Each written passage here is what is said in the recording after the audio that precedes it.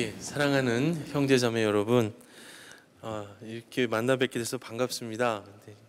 이렇게, 예,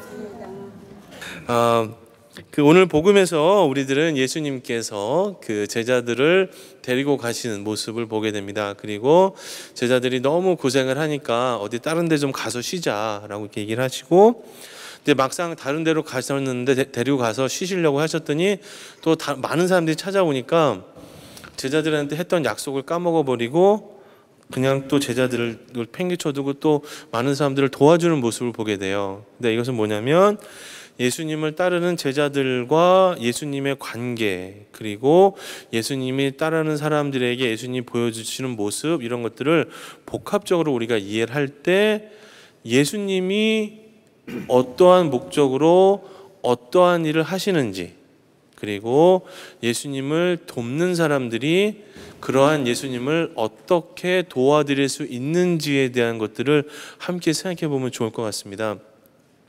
근데 여기서 이제 중요한 것은 뭐냐면 예수님을 따르는 사람들과 예수님 사이에는 중요한 차이가 있었어요.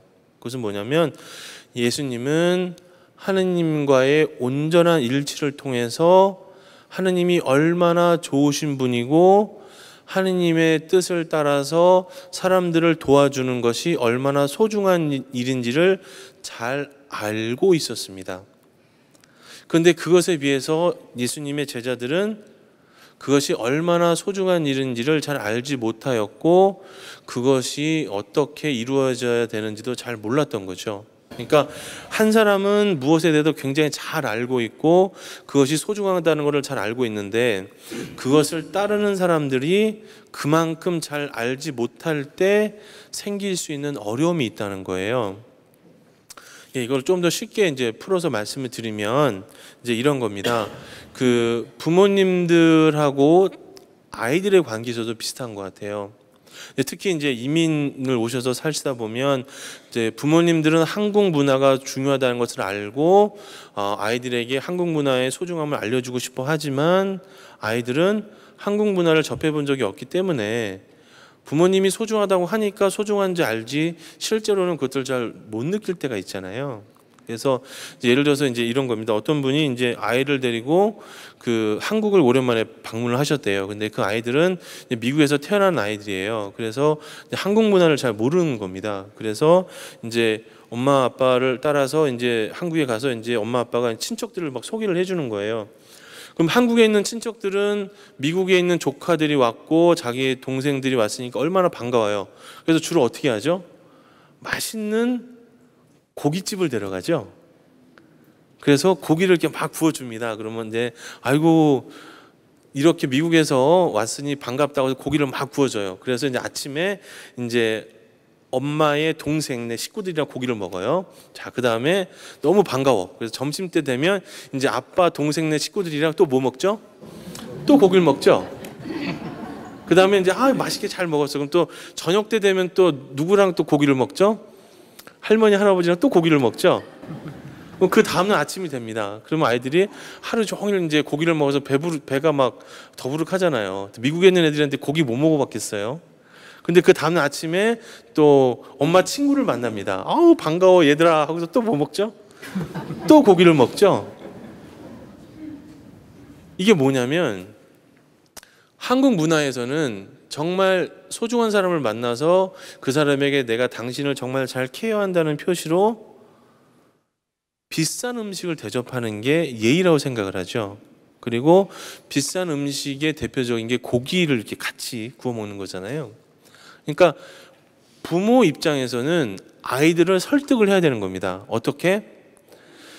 너희들이 고기를 먹기 싫어도 웬만하면 한 번만 더 먹자. 저녁 때 우리 아빠랑 친한 아빠 친구들을 만날 때인데 그때도 분명히 고기를 먹을 텐데 고기 한 번만 더 먹자.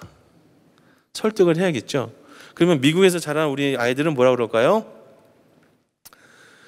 아빠의 마음은 내가 충분히 이해하지만 이것은 정말 리즈너블하지 않습니다, 아버지. 아버지 잘 다녀오세요. 저는 집에 호텔방에 있겠습니다. 이렇게 되는 거죠. 자, 그러면 아빠는 친구들 만나러 나갑니다. 자, 오랜만이야 친구. 그래 미국에서 너희 아이들이 왔다는데 어디니? 우리 아이들은 고기를 너무 많이 먹어서 더 이상 못 먹겠대. 자, 집에 내 아이들은 호텔방에 두고 나왔어.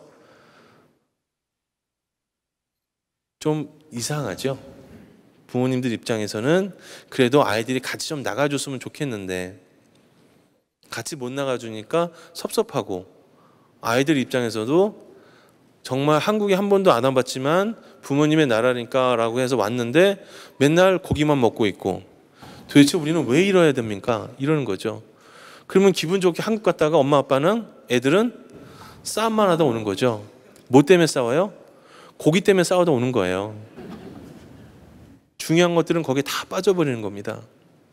자, 오늘 복음에서 예수님의 제자들이 바로 이런 상황이에요. 예수님이 복음을 전하라고 해서 열심히 복음을 전했습니다. 그리고 난 다음에 본인들이 체험한 기적들을 사람들한테 막 이야기를 했죠. 그랬더니 사람들이 막 좋아해 줍니다. 그리고 난 다음에 예수님께 돌아와서, 예수님 정말 이렇게 우리가 훌륭한 일을 했습니다 라고 얘기를 하니까, 그래 고생했다. 아이고 정말 너희들이 해보지도 않았던 일을 하느라 고생했구나. 자, 이제 우리 그만 가서 좀 쉬자 라고 했는데, 외딴 곳으로 가서 쉬려고 해서 이제 다 풀어놓고 쉬려고 했더니 사람들이 또 와요. 그러니까 예수님께서 뭐라 그럽니까? 자, 얘들아, 자 이제 그만 쉬고 다 이제 바깥에 있는 사람들 좀 또 도와주자 이러는 거죠.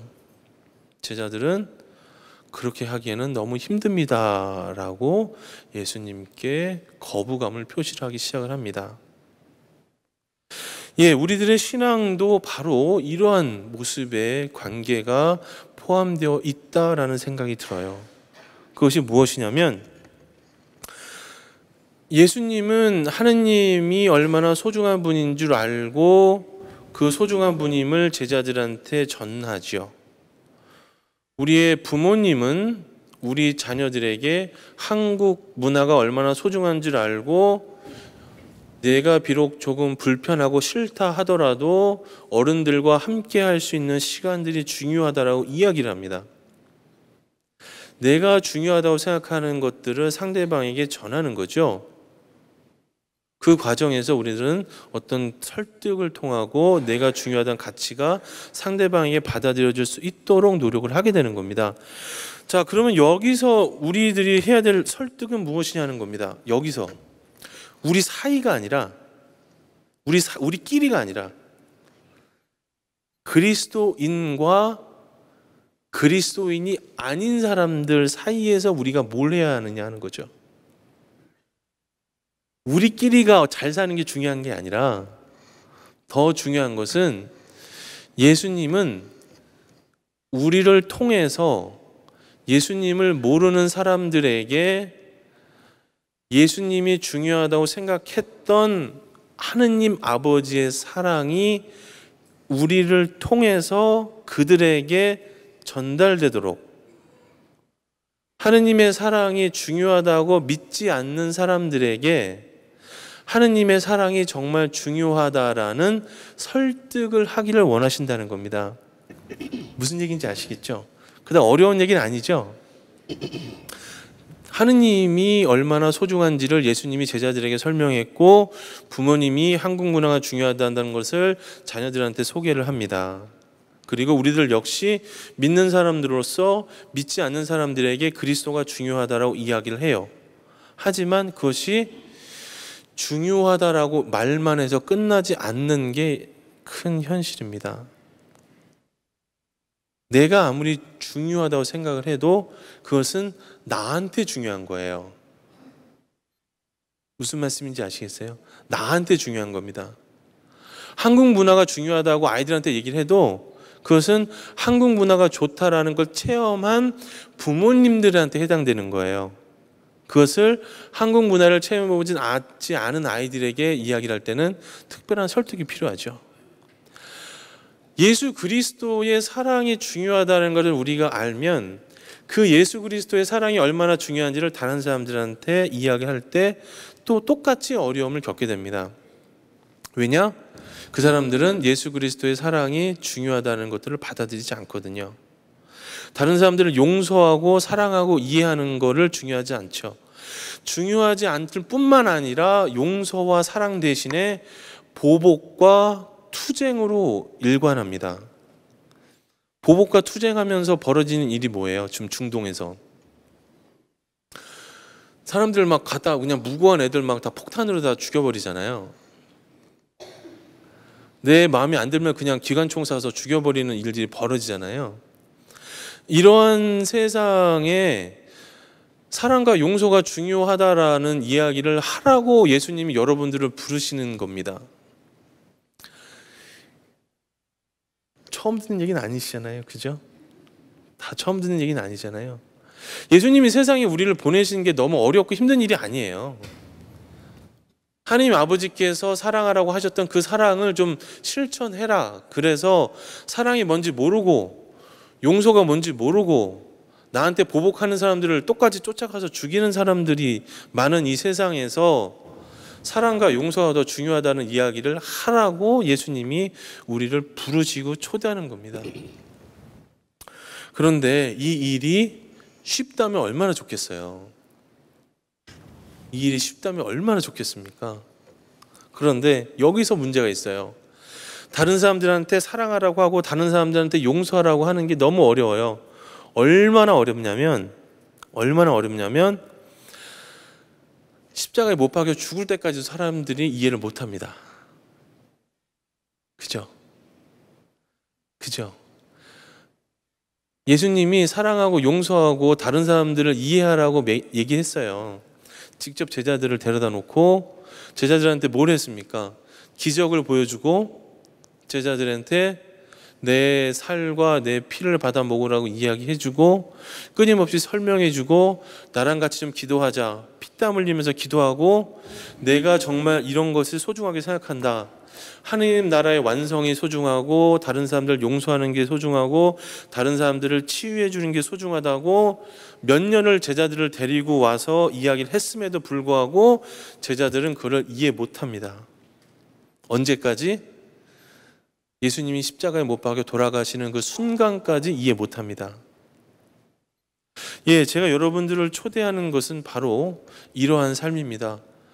사랑이 중요하다, 용서가 중요하다라고 여러분들께 말씀드리지만 내가 용서할 수 있는 사람, 내가 사랑할 수 있는 사람이 된다라고 말씀드리는 것은 아니에요.